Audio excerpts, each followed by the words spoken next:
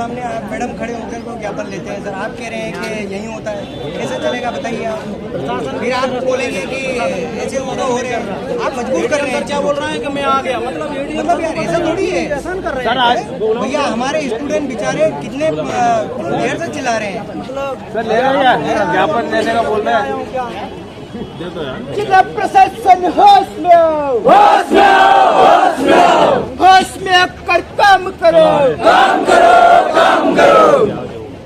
Sir ये ज्ञापन देने का बोल रहे हैं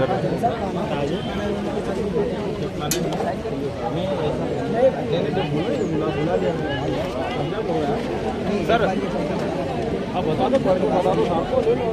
नहीं पहले इनको बता दो। वो दीवार पे लगा क्या याद बात हो गई सब। अरे दे दीजिए ना, आपको ज्ञापन सर देना नहीं है, ज्ञापन देना वो तो चले जाएगा, होगा तो हो जाएगा मेरा भाई, हो जाएगा, होगा तो हो जाएगा। सर अपमान होता तो निकल जाएगा। नहीं हमारे कार्यकर्ता निरीक्षण के लिए रहेंगे 2-3 दिन। चिपका दो जो हमारे आदर्श है, आपके भी आदर्श है सर, बिल्कुल आदर्श है। ये नीचे हमारे तो प्रेरणा स्रोत है, किसी के है ना, आएगा तो कितना बेकार है। अरे दे दीजिए यार। अरे यादव जी वहाँ चिपका देते हैं ना, हम आज नहीं सर, हम वहाँ चिपका देते हैं ना, वहाँ विद्यार्थी चिपका देते, 4 चले जाए, हम 4 लोग चिपका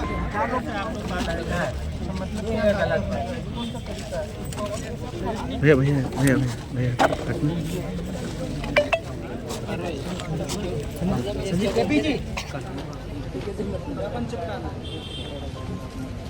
नहीं सर मेरी बात सुनिए ना। अब हमने मेरी बात सुनिए सर।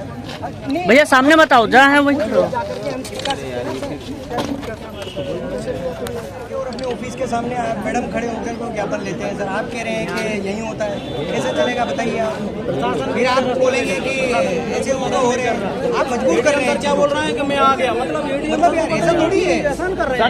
भैया हमारे स्टूडेंट बेचारे कितने देर से चिल्ला रहे हैं, मतलब सर ले रहे हैं ज्ञापन देने का बोल रहे हैं।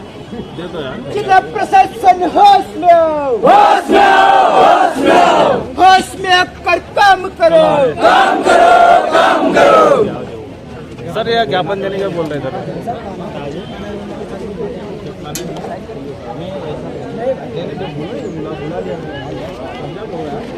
सर। आप बता दो, बता दो आपको, ले लो। नहीं पहले इनको बता दो।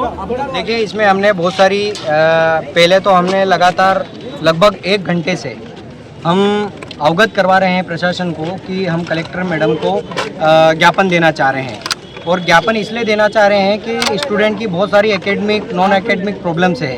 हॉस्टल में रहने वाला स्टूडेंट है ना, और जो हमारा जनजातीय स्टूडेंट है वो जनजाति बड़ी संख्या में और हमारा बाहुल्य क्षेत्र है, उनकी कई ऐसी समस्या है। जैसे हॉस्टल में हमने गिनाया है कि हॉस्टल में हॉस्टल अधीक्षकों द्वारा जो अनियमितताएं की जा रही है, रात्रि के समय हॉस्टल में अधीक्षकों का ना रहना, ऐसी कई अनियमितताएं हैं। जैसे हमने महाविद्यालयों के अंदर देखा तो कहीं ग्राउंड का निर्माण नहीं है, बड़ी बड़ी लैब बना दी गई है लेकिन उस लैब में सामग्री नहीं है। तो हमारा जनजातीय स्टूडेंट जो है वो किस प्रकार से ग्रो करेगा, वो किस प्रकार से शिक्षा को आगे बढ़ाएगा।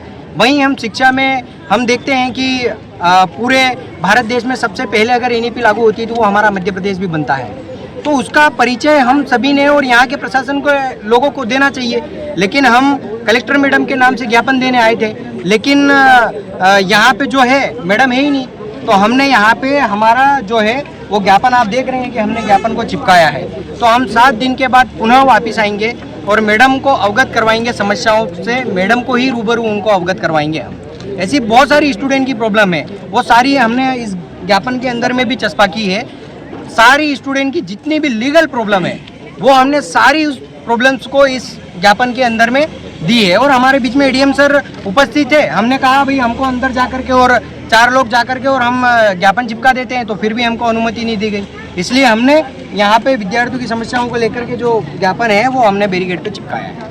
हमारी मांगे पूरी नहीं होती है तो विद्यार्थी परिषद को अगर उग्र आंदोलन करना पड़ा, अगर रोड पे उतरना पड़ा, तो पूरे जिले की छात्र शक्ति इस मैदान के अंदर में होगी।